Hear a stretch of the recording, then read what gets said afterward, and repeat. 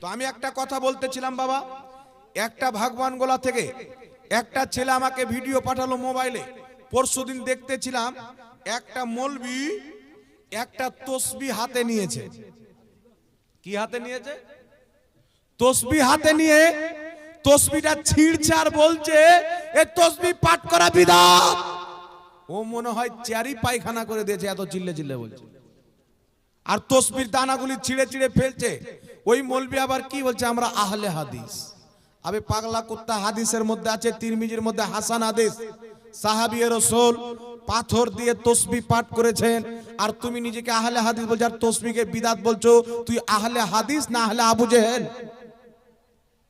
আহলে হাদিস যদি থাকতে তিরমিজির হাদিস তোমার চোখে পড়তো, আবু দাউদের হাদিস তোমার চোখে পড়তো।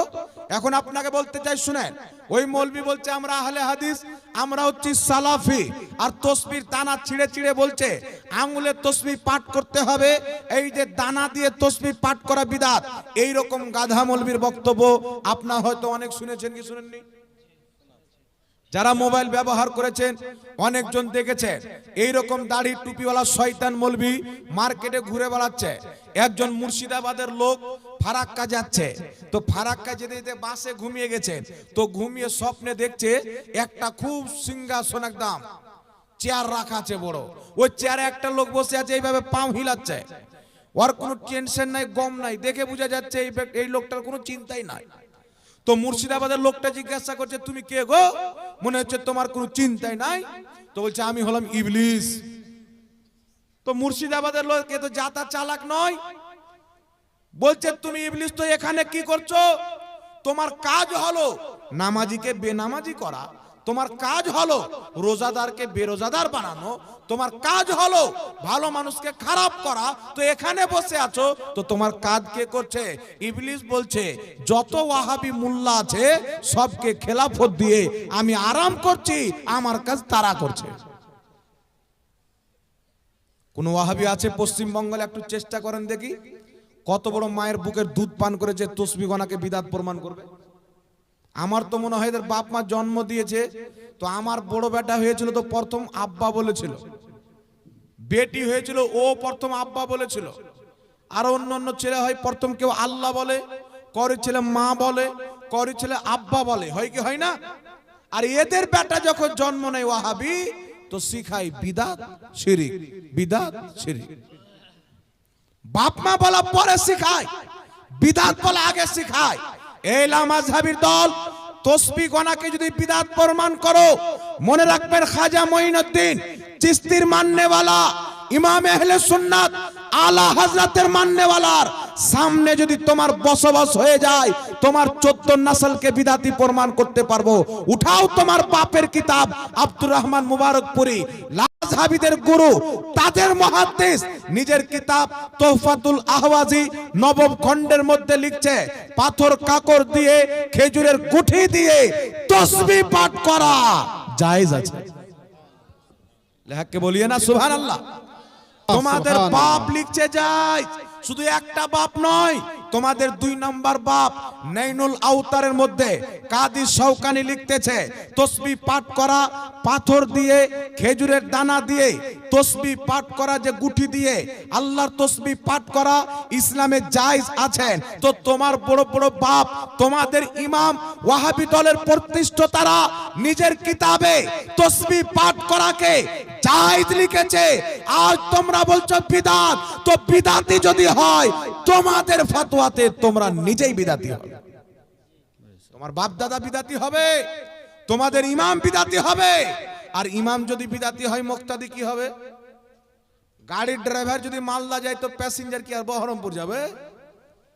জি, ড্রাইভার যেই দিকে যাবে প্যাসেঞ্জারও সেই দিকে যাবে।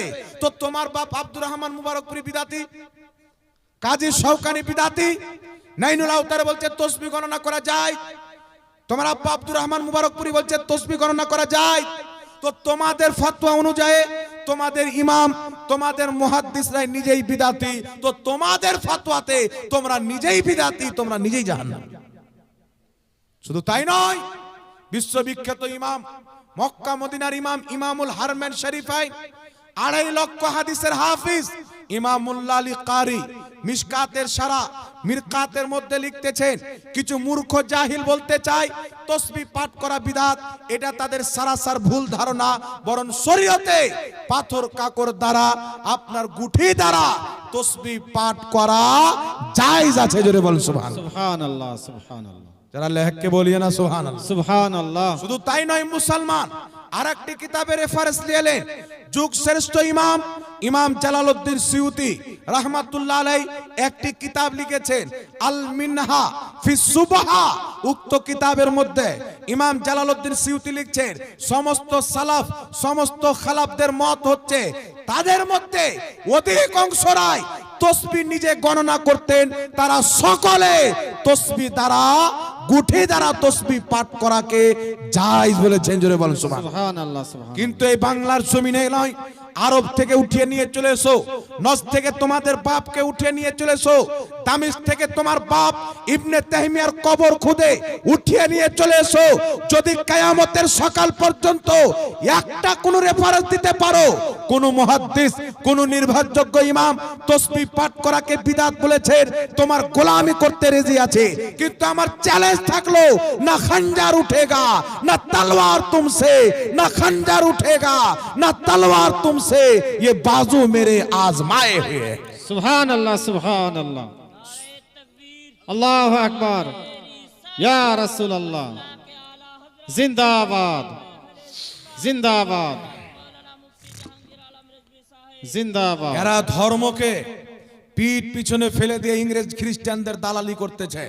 এই জন্য পৃথিবীর মুসলমান লা মাযহাবী কাদিয়ানির চাইতে খারাপ, লা মাযহাবী শিয়ার চাইতে খারাপ। দুনিয়াতে ইসলামিক নামে যত ৭২ জাহান্নামী ফিরকা হবে, তাদের মধ্যে সবচাইতে জঘন্য ফিরকা হচ্ছে লা মাযহাবী। এদের ফাতোয়া অনুযায়ী নবীও ইসলাম বুঝতেন না, সাহাবাও ইসলাম বুঝতেন না।